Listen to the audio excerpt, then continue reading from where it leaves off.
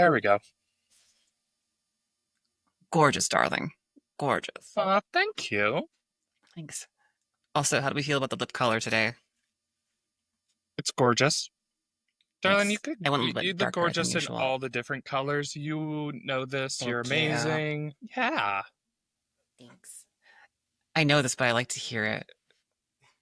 I know. You are so vain. You are so, just I probably think this podcast is about me. Hey, that's a song reference. Good one. It's a song reference. Yeah. I will say, Rev, that when you first came on, I had the unprompted gorge lipstick thought. So, Oh, thanks. Thank you. Aw. Compliment her all the time because she will eat it up. Oh, I'm very self-conscious. The first, I came out as trans and told my my ex-wife, and we went to see a I won't say the name, although I'm sure he'd be fine with it, but a very famous regional drag queen, and um, he yelled at me. He grabbed my hair, and he was like, "Always wear lipstick, otherwise it's dead fish on your face." And I did not wear lipstick, and I have dead fish on my face, and all I can hear is him yelling at me. Dead fish on your face. Dead fish is what he said. Rude. Rude. When you first came on the stream, I first thought was glasses and eyebrows, perfection, and then, ooh, tattoos. I need more. And also envious. Thank you. Yeah, of course. I love this tossing compliments. Also, I've been admiring your tattoos. These here are quite. Thank you. And then I've got this one, which I'm gonna do a full sleeve of eventually with a little cap. And then I've got one on my hip bone that you can't see on stream. And then I've got a dragonfly. Oh, nice. Nice. And we also got Samara showing off all hers. I'm glad to know you got more. I remember when Samara got her first tattoo and how nervous and giggly she was. So I'm pleased to see that she has continued. She's still nervous and giggly. Rev! What? I'm not wrong. You're Chat, not wrong, but god damn it. Yeah. Amazing. God. Jess, I forget. Do you have tattoos? I do, but they're old.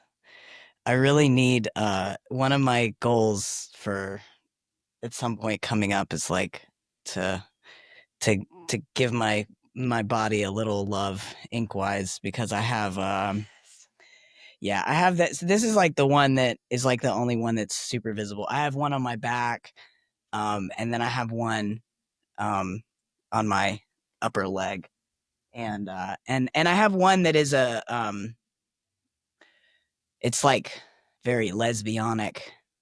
I need to get it edited. I just need to add 2 little lines. Just 2 little lines, and then it's gonna be doing exactly what it needs to do. So I got to do that, and then I've had I've wanted to get some other tattoos for a while, so I would love to do that, but it's just one of those it's so hard for me to spend money on myself. I just I think it's just the parent thing is just it's I'm the last one, I bring it all in, but I'm the last one to get it. So, and I try to be better about that, but it's hard. So they do cost that money. Parent thing. Yeah. They are expensive as much as a child. Yeah, I would agree with that. Yep. All right. I'm gonna hijack the host seat here. Why everybody here has tattoos? Why? What attracts you to tattoos? I want to hear. I always love this. How about we start off the next segment with that? Oh, sure. I thought we were just going. Okay. We do the intro song again. Restart the good. yeah. Oh, do we? I forgot I did that. You do that. You said doo-doo. This is great. This is a great place to start, you guys. This is a great intermission. Yeah. This is how much pain I go through every time. This is great. Whatever, you love me. I do. Chat still with us?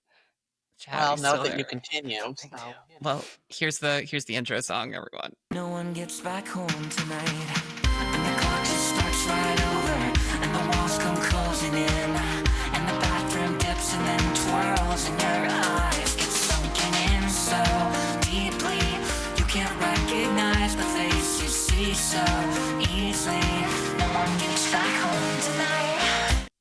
Hey, welcome back. We're still live here at Train Spotting. I don't know what this voice is, but I'm doing it. Okay, I have a question. Is that a clip of the song or is it the whole song? Because it sounds like that song is about to pop off right as soon as you cut it. It does pop off, and the outro is where it really pops off. It is a clip of a song. Okay. That once again, shout out to Sherry CD-ROM, who was on the show earlier in the season, for donating their song to be our intro and outro music. Every season, we reach out to see if there's any trans creators who want to donate music to be the theme song to get a little boost. And this time they won. I didn't expect to get more than like 2 entries, and I got like 10 this time. And for those who didn't make it, don't worry, you'll put in the running for next time. Yeah. Anyway, we're back, and we were talking about stuff. We were talking about tattoos because, as you can see, a bunch of us are showing off tattoos. I got my shoulder going here. We've got Riv with hers. And we've got Aurora with her lovely sleeves. Which way to the gun show, baby? Anyway, Aurora, you said during the intermission that you were gonna be a host for a second and then ask us some things. River is now taking over the show, so this is Aurora's show now. So yeah, this is what I do. Thank you for coming to my show. Great to be here.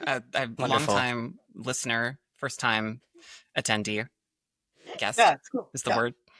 So I have changed. I know Myers-Briggs was problematic, but I was previously an ENTJ, and I saw this Onion article this one time about all the Myers-Briggs personality types' worst nightmares. And the ENTJ one was, look over there, somebody doing something, and you could do it better. Love the Onion. The Onion's so good. How dare you? It's fabulous. Anyway, we were talking about our tattoos, and I was curious what attracts all of you to tattoos, since we all have them. This is where you direct to who you want to answer first. Jess. Okay. Thank you, Samara. I feel like it's part of it is just like the like this is my canvas, you know? Like my body is my canvas, right? And I get to do what I want, you know? And yeah, part of that, like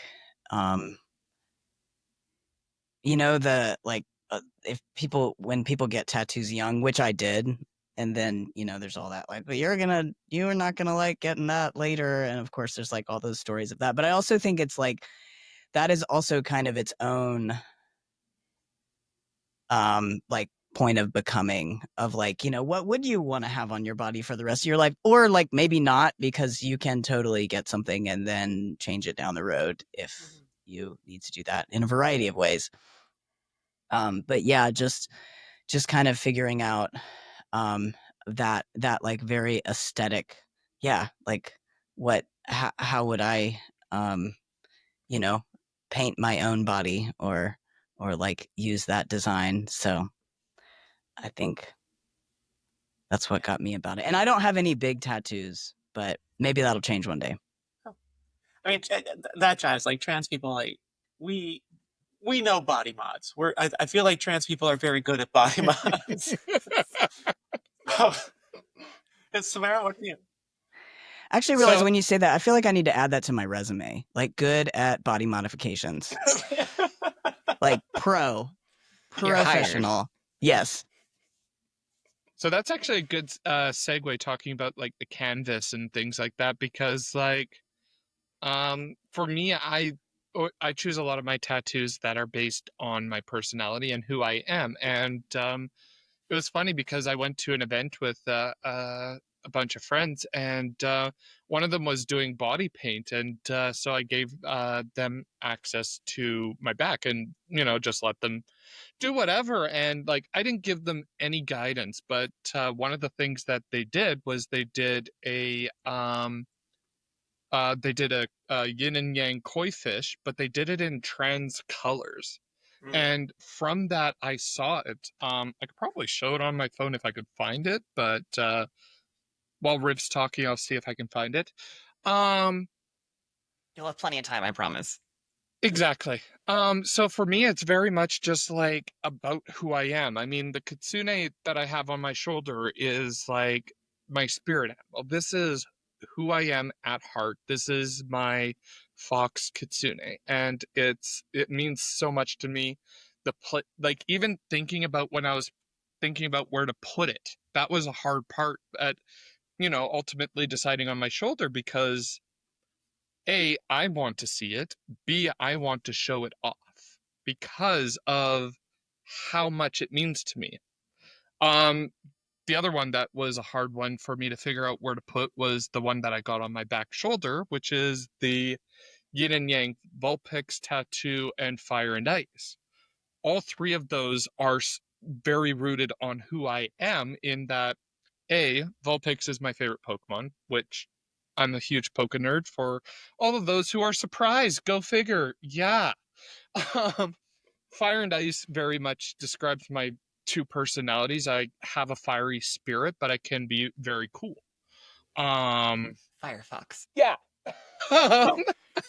Sorry. So, and then it's the yin and yang idea of I've started to very much become very belief in the um balance of the universe of just how things work and how things have been just showing up in my life and everything. So it it was so deep there. The one thing, there is a tiny regret in that it being on the back shoulder, I don't get to see it as much. But at the same time, like as it gets shown, it really pops. And that's one of the things that I absolutely love about it. I've gotten so many comments. It's my newest tattoo, and I get more comments on this tattoo than I have on my other two. And that was like, yeah, that's just it.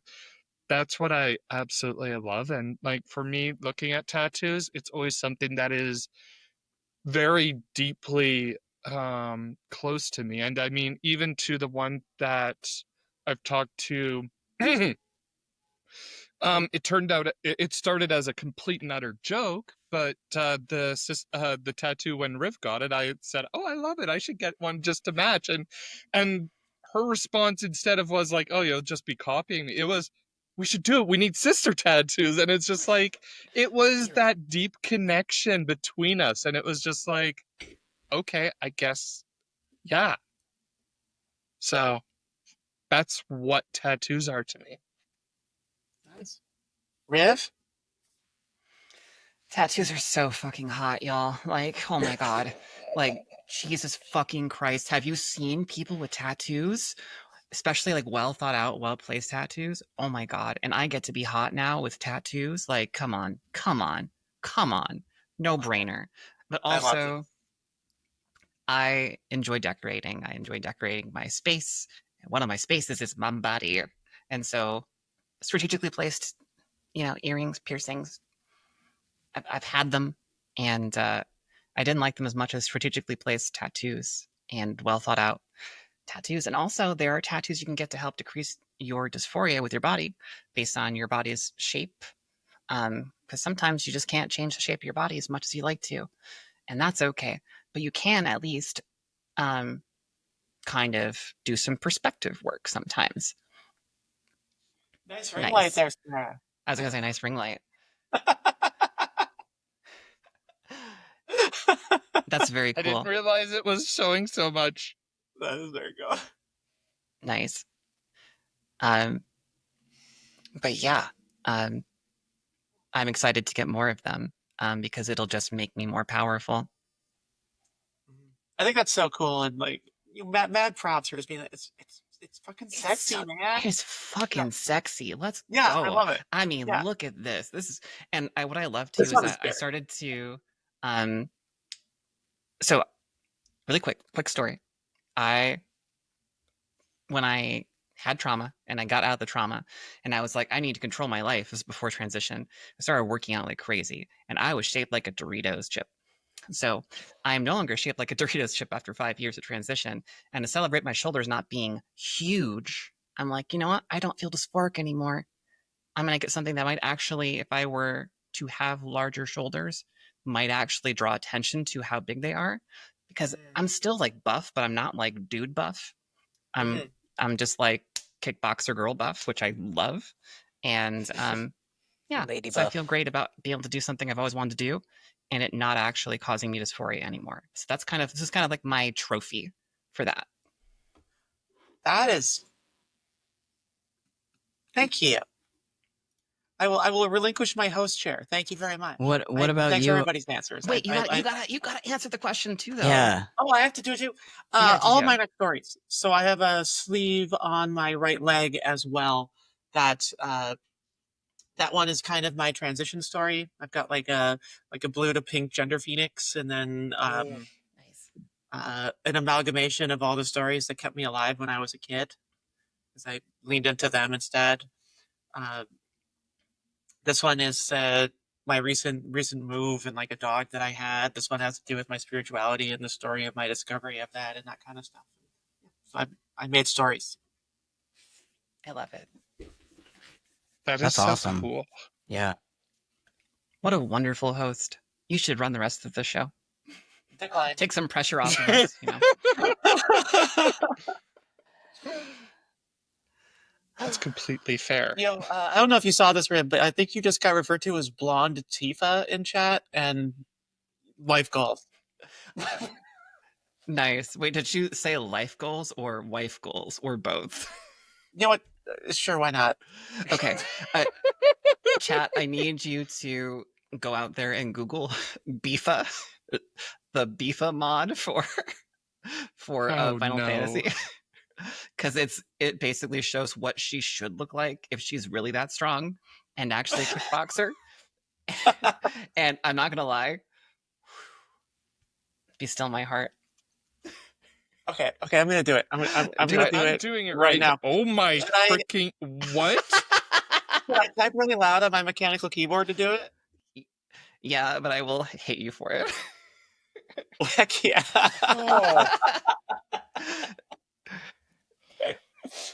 It's worth doing. If you're listening at home and you were like, I'm not going to do that. That's silly. Do it. If you're listening in your car, pull the car over. Just pull it over. Just pull the car over. Take a look. Get your passenger to Google it. The host has spoken. Oh my god. All right, we have the title of the episode, the interview takeover.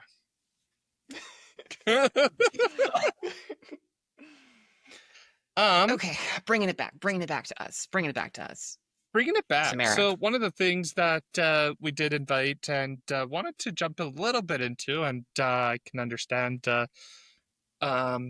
if you don't want to go too much into it, but we know that you did a little bit of like DEI training with businesses, corporations, and doing a little bit of that. And we're just hoping that you would, shed some light on like how it was, because I'm sure a lot of us have been to DEI training, but how it was for you in getting to do it from your side and training, and maybe like responses or challenges that you found. And Yeah. Samara was very diplomatic in her question about this when she said a little.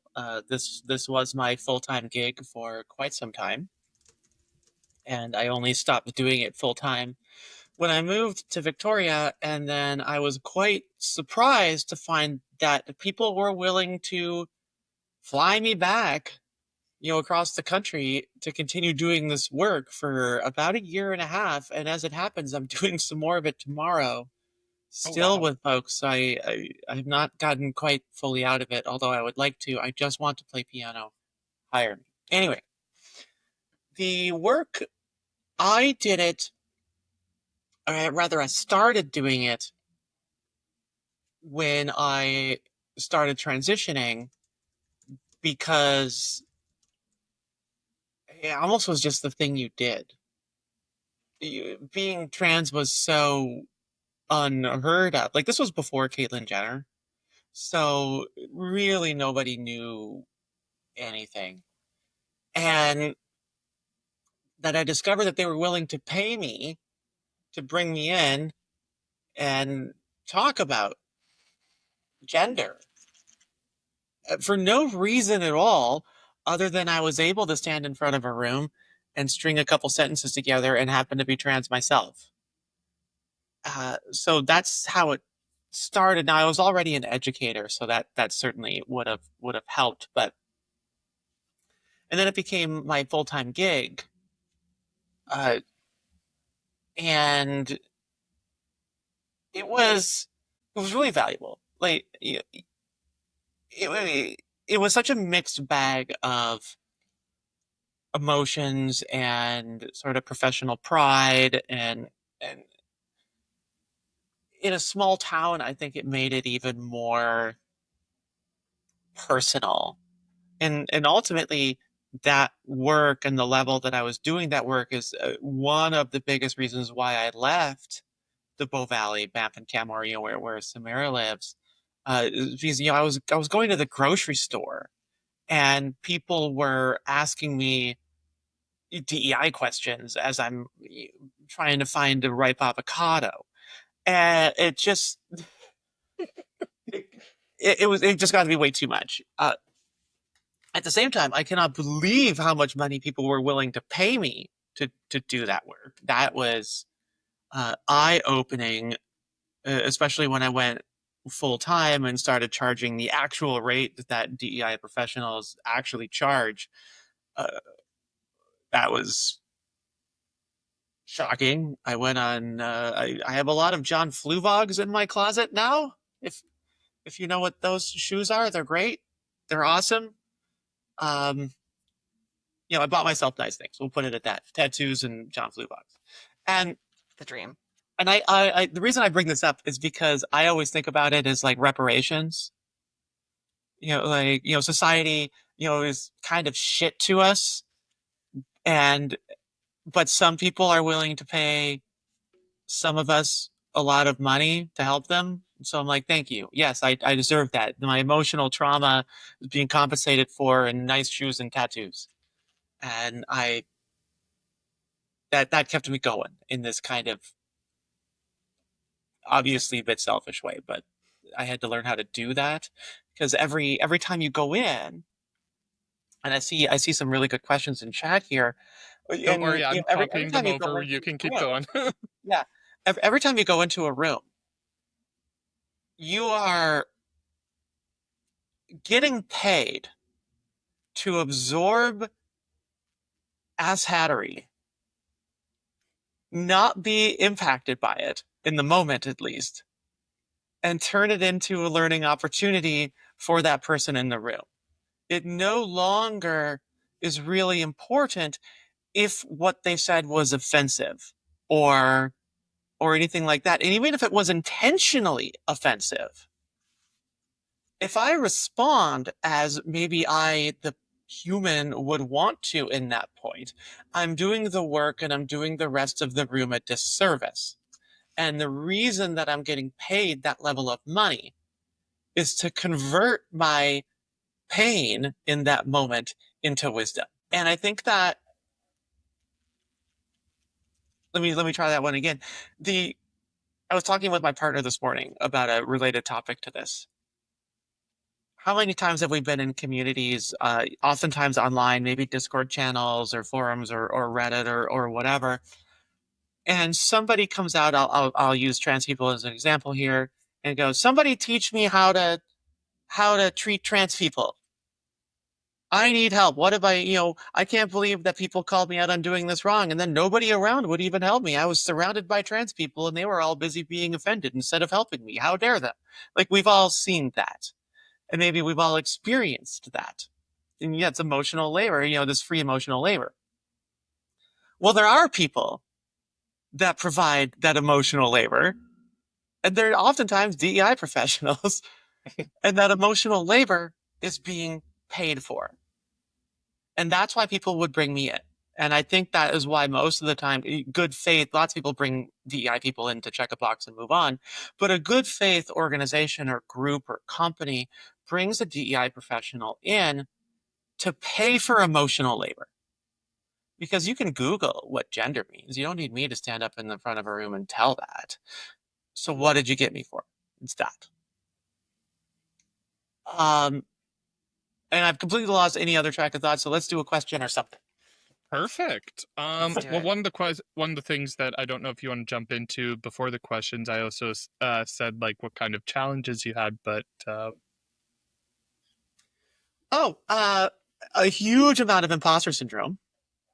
oh, How can I be speaking for the whole trans community? And I can say all I want if I'm coming into a place. Well, obviously, I don't speak for the trans community. I speak for me. But not one person in that room believes that or is going to function in that way. You're like the trans Lorax. Exactly. You come into a room like that and you're the trans Lorax. And if you're a person of color doing it, you're a person of color Lorax. And whatever it is. And you can't simply hand wave that away. You are an avatar for the community. So a lot of imposter syndrome around that. that's fair. It also was challenging to learn how to push back and when to do it and how to do it in a way that is still going to advance the cause, because that's always the goal. Advance the cause, advance the cause, advance the cause. It is so easy to stand on a stage and have somebody do something shitty and be very witty and call them out or whatever, or respond in some way that every person in that room except for one loves. But that one is going to go, see, I knew those trans people were jerks.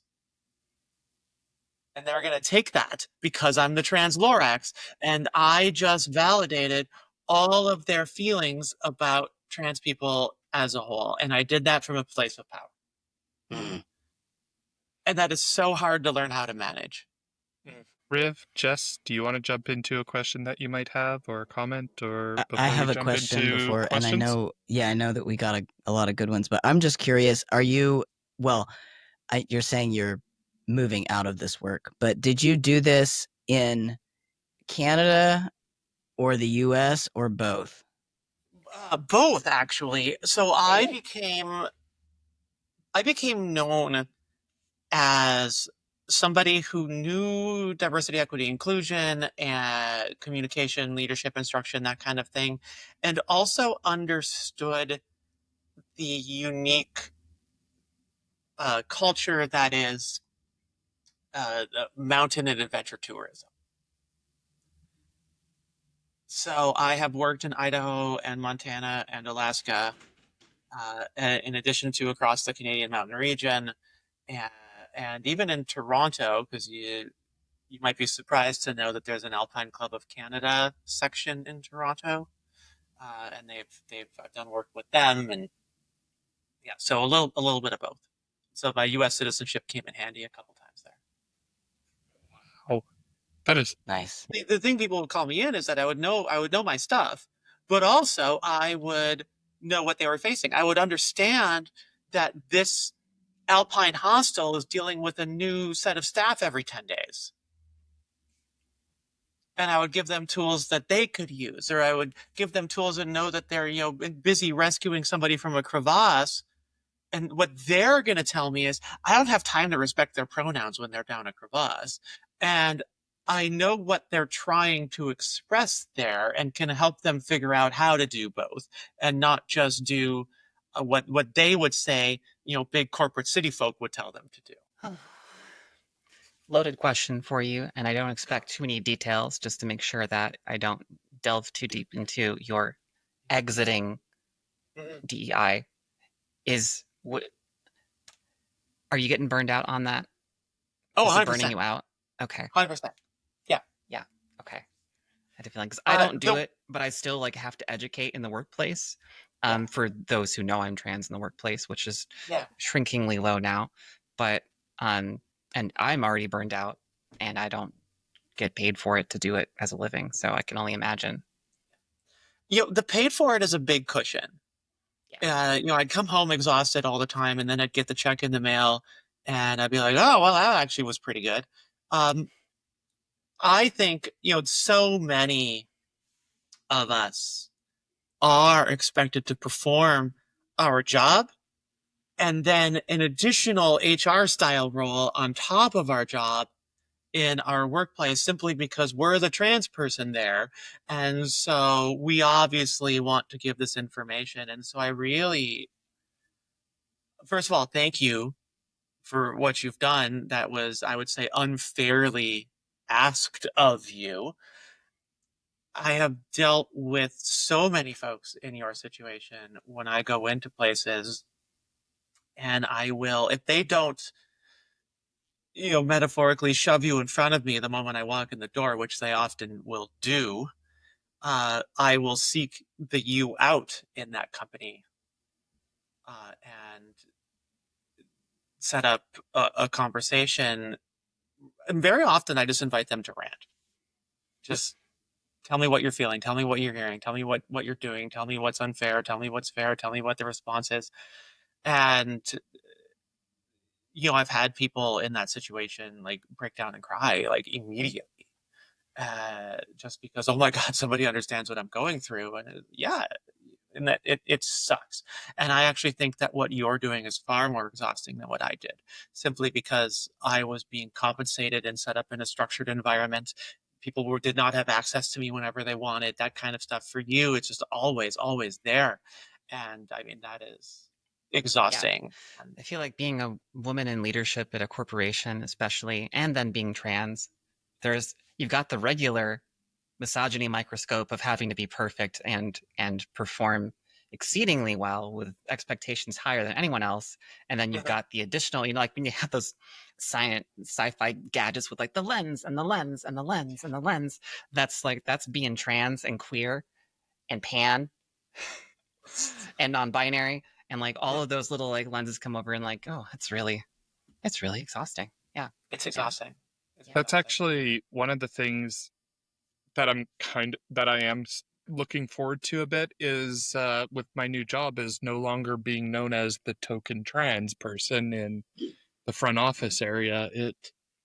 There was a lot of that feeling because of the fact that I worked at my previous job for my entire transition, so everybody knew. Yeah. And it's like now I'm coming to a new place where they only know me as Samara. And I am there is that feeling of like they can actually just know me for being me rather than knowing me for being trans. Yeah. So, yeah. That's the goal.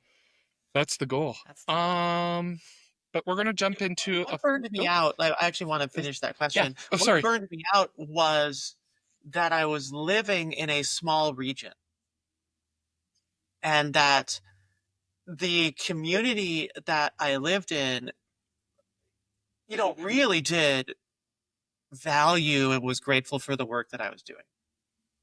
And, I keep a trophy here that they gave me, because I'm actually legitimately really proud of it. But it vibed into what you were just mentioning, Riv, where there was an expectation that I would always have to be on. And I did have some extracurriculars that I could not do in that region. Last people, oh, well, we always knew that tran would be that kind of weirdo. So I'd have to like drive an hour and a half away to do this kind of thing. And that is ultimately what burned me out and got me to stop. I'm sorry it got to that point. And I hope you get to pursue what you love, because we all should be that lucky. That's awesome. Here's a good question that we're actually going to we'll get to the other questions, but I love this question first. Does that trophy say most awesome on it? No, it says nothing on it. It was a trophy for it was a community champion trophy, an annual award given out by the local YWCA. Oh, And kudos to that YWCA, because at the time that they gave me this award, a YWCA, so Young Women's Christian Association, had just given a trans woman an award in Saskatchewan and took national blowback for it. And then a week later, our local one gave me this one just fearlessly. And so, kudos to them. that's so cool. Nice.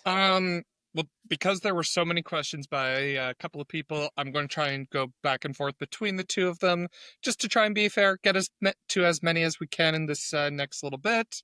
So starting off, a question from Bree is, how has your understanding of DEI changed over time as you've learned more? When I started, I thought that DEI was about putting information in people's heads.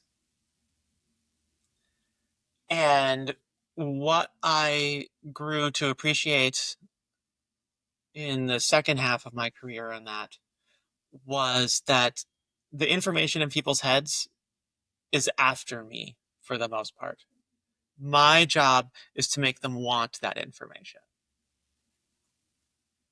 And this is, I'll give you an example. One of my favorite things that I'm going to use it in the session I do tomorrow, actually, is I have them go introduce themselves to somebody else in the room, and I give them, do your name and whatever else, and kind of whatever you feel like saying.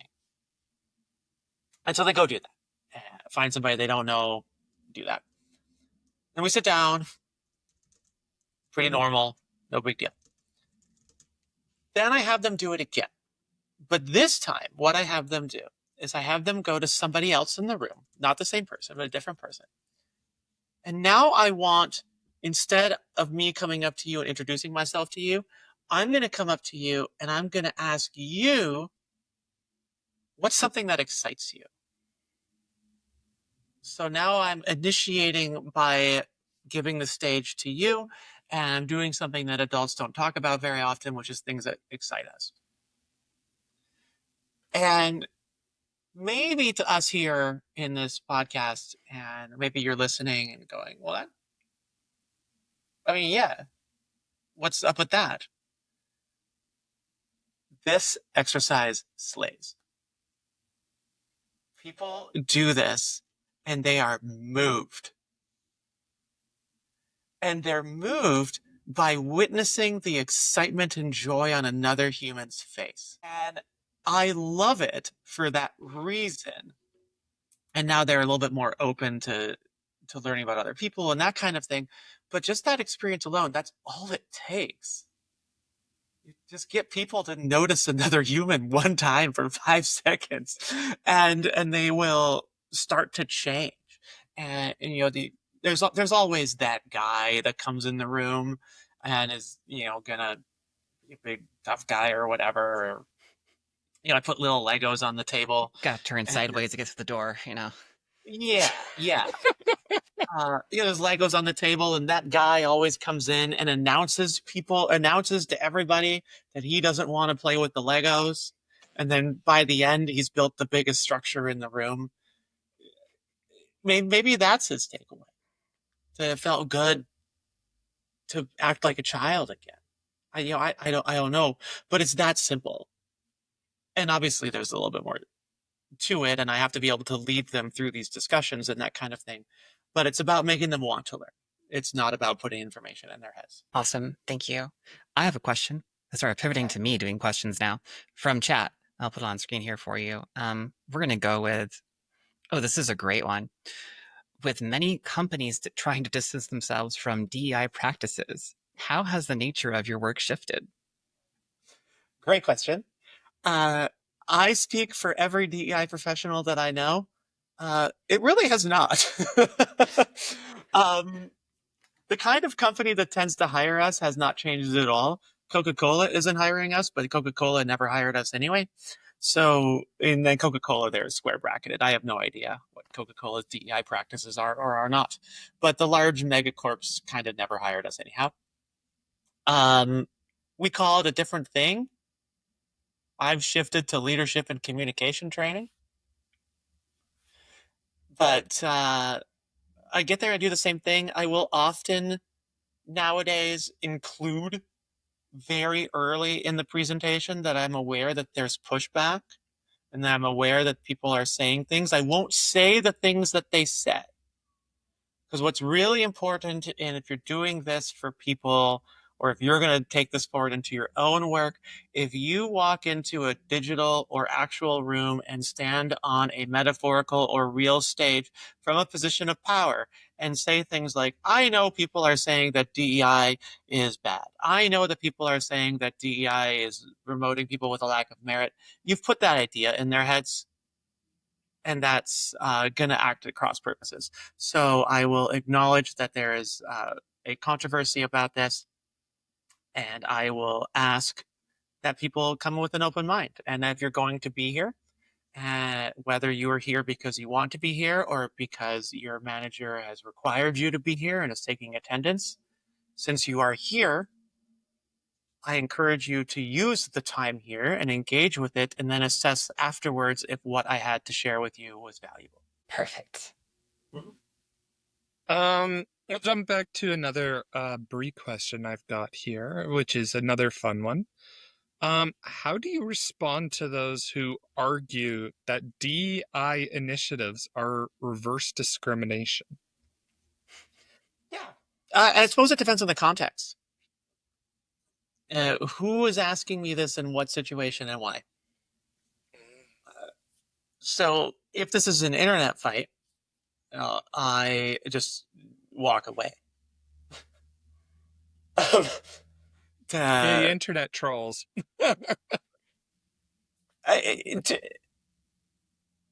I try to do a quick judgment on whether this is a good faith actor or a bad faith actor.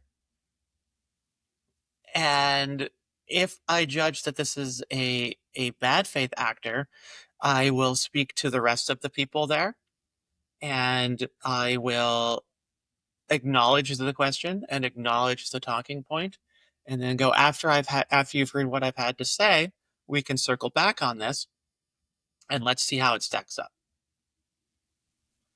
And I will circle back on it. If again, from a position of authority, if you say you're going to circle back on something, you better circle back on it.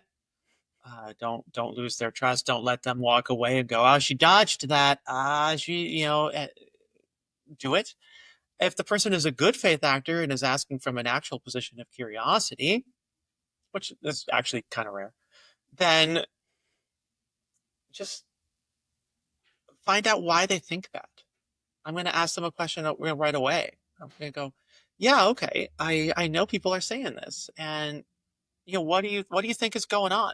What's a time? Don't say I need an example, because they're going to feel attacked. Go, just why do you think that? Let me in. I want to help you. I want to respond, but I want to know what you're thinking. I want to know what's going through your head, and see where you end up. And then you've got to really listen, right? You've got to, what is their answer? Because now their answer could be one of 1,000 things. And so be ready to think on your feet. Sweet. We're just really drilling you with questions here. For the record, by the way, DEI is not reverse discrimination, and DEI is not about getting meritless people to do the work. I should say those things. Okay, good. On record. Yeah. I'm going to jump back to a question from Fireclef here, which I love this question because it happened to my company at the height, quote unquote, of corporations being dinged during the Black Lives Matter movement that kind of happened during COVID quarantine era. How do you handle companies willing to hire you but unwilling to implement your recommendations either through inaction or lack of financial support? The question. Yes. As a professional, this is quite different. This question lands different. If a major corporation wanted to hire me to come in and tell them stuff, then they got major corporation rates And I kind of didn't care if they did it or not. Like, I hope they did, but I'm also not foolish enough to think that I'm going to go into a major corporation. Maybe they have me in for a 2-hour session. Maybe they have me in for a week. I'm not gonna. I'm not in their C-suite, right? I'm not. Can I make the people's lives around me better? I did. I did a 4-day session once with middle managers who were hired specifically because the corporation was hostile to inclusion. And I was hired to help out the middle managers, knowing that no corporate change would come from this, but hopefully I could make those 32 people's lives better every day. And I think I did. I got a couple notes about it anyway, saying thanks a lot. That was not like what I expected, and it's been really helpful. So I'm really glad for that. Smaller companies, in my experience, smaller local companies never really have this problem. If they're bringing you in, and even at my discounted rate, so you could get 2 hours of my time for $400, and as a local company, and that would be the lowest rate that I would give, which was just basically free on the spectrum of this work, because I wanted them to have it. But even then, that local business that's bringing me in for this amount of money is putting out a great deal of money in their relative terms to bring me in, and they really want this. So I usually would find that they would always not make all the changes, but they would make at least some of them. That we'd step them forward a little bit. And then finally, when people would have me in, even when DEI was kind of big, say around June 2020 with the Black Lives Matter protests and movements, I would usually tell people not to post about my presence, to have me come in, whether I'm speaking to a room or working with your bosses or managers or quietly or doing whatever, to just let me come in, silently do the thing, and let me leave. It's going to make it easier for you to make changes. And usually that worked. Yeah, I feel like if you are stealthy about it, then they get a win, because it looks like that they're the ones who took initiative to actually think about these things critically and make the changes instead of actually getting someone. I mean, I think both ways are admirable, but yeah, I don't know. It just seems like a great way to buy back some trust from employees. I think so. Yeah. But yeah, I guess for the big question, if it was like a megacorp, pay me my money and I'm going to get out of here. It's just a day of work. Honestly, fair. I guess that those are the ones that are just checking the box anyway. They're just like, oh yeah, I mean, back when that was like, back when DEI was legal, they would just be like, we did our legal DEI. But it was legal. training. Oh goodness, you're right. Yeah. Yeah. It's from the moment they reach out to me, they're checking the box. So I go in knowing, they go in knowing, we both walk away happy. They check their box. I got paid. All work. I know this probably sounds quite cynical, and in many ways is cynical, but it's the way it is, and I would agree with and hope with anybody that hopes for better, and I would hope that anytime somebody's bringing somebody like me in to make some corporate change and do better with inclusion, that they actually genuinely want to do that. And I wish that all people genuinely did, but the fact simply is that all people don't genuinely want that. And at the end of the day, we all got to work. So if they don't pay me, they're going to pay somebody else. Mama needs her tattoos. Yeah, right. Yeah. And I'd rather it was me. Also, I think I'm better at it than a lot of other people, so I might get through to one or two more people. Yeah. There you are. Nice. Got to get those tattoos. Got to get that going. Perfect. Well, we know that there's a couple of other questions. However, we're going to slowly wrap things up here as we're coming to our time. It's already been another hour, and this has been absolutely amazing. Thank you so very much for taking the time coming out here. anything that you have exciting coming up, or want to plug, or want to go into?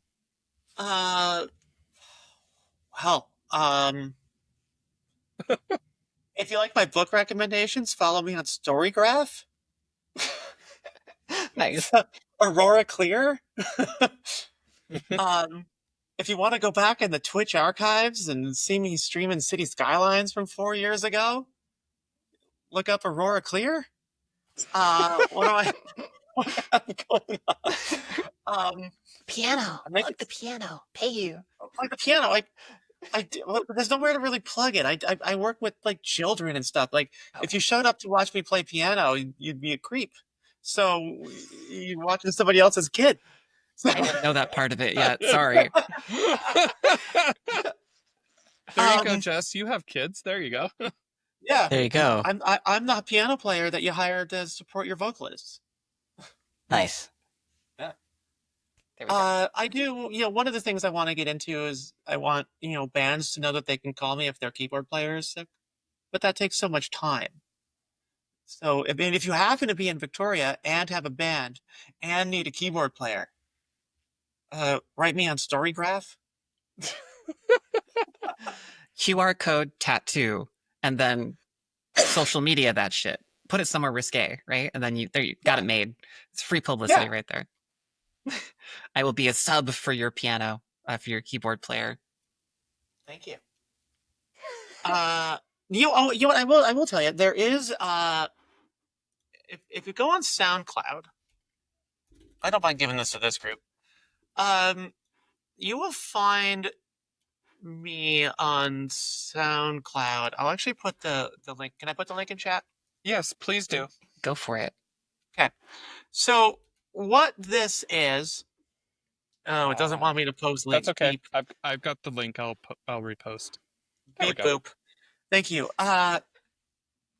What this is do you remember back in like March 2020 when the pandemic had just started and we all had hope for humanity and we were all, just getting along and sharing our stuff and talking and doing things. Making bread and shit. Yeah, sourdough. Sourdough. Sourdough. Oh my god. I did a weekly project where I would, on Monday, I would pick some classical piece of music that I hadn't learned before, and I'd practice it as hard as I could for the week. And on Saturday, I would record it, and put it out there on this SoundCloud.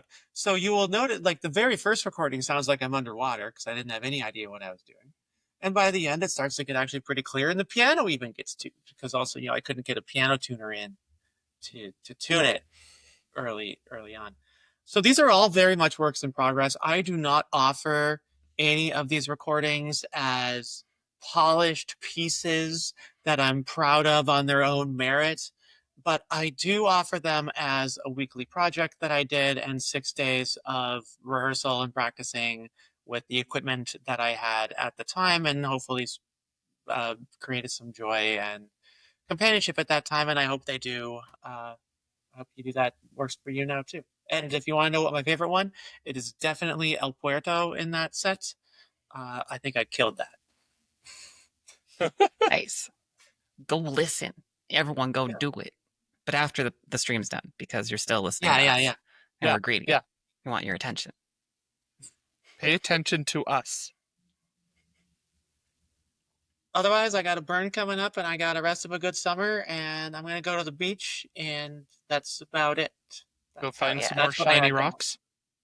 I've already found the most perfect rocks. That mission is over. Sorry. Do you have them? Can you show them to us? As a fellow, well, you said you're not sure about the neurospice, but as a neurospicy person, I would love to see some shiny rocks if you have them available. Or I'd they don't have to be walk shiny. away. Can I walk away and go get them? Yes, you can walk away. Okay. I'll okay, allow one it. second. Oh my gosh.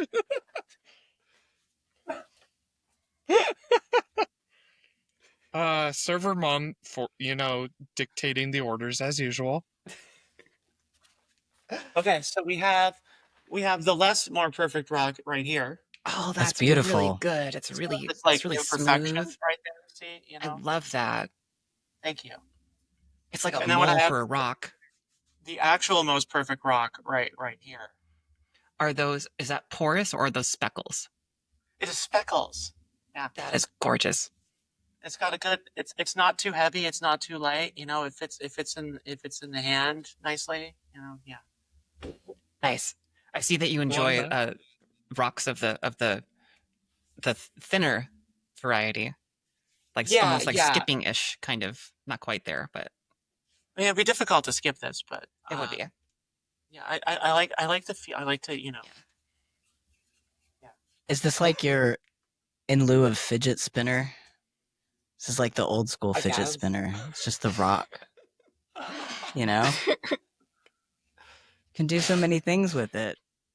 You can squeeze it. You can put it on things to hold them down. You can put things on them to lift them up. Amazing. It's the pet rock. You could put out in the sun and cook something on it if it's out there long enough. Well, not here in Victoria. It doesn't get Not that in hot. Victoria. No. Well, amazing. I love them. They're so pretty. Thank you for showing me. I just really want needed to see feel them though. That's my problem. Is I see them, I look at them, and I just want to I need the texture. Well, you are the closest, so you could probably do that. I'm not the closest. You are.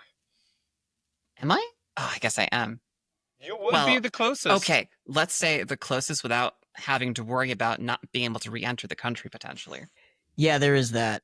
That's the problem. Fucking Although I'm mate. told the Victoria border is the one to use if you're going to try to re-enter the country. Okay, that's good to know. Good to know. Yeah. Cool. All right, we've had a lot of fun here today, gang. We've talked about tattoos and rocks and a little bit about DEI and piano. It's been great. Thank you so much for being on the show. It was so much fun to have you, and we had some really deep conversations too at the get-go. So right off the bat. So I can see from the wall of comments in our chat that our listeners and viewers are really excited and thankful too. So thank you. Back home tonight.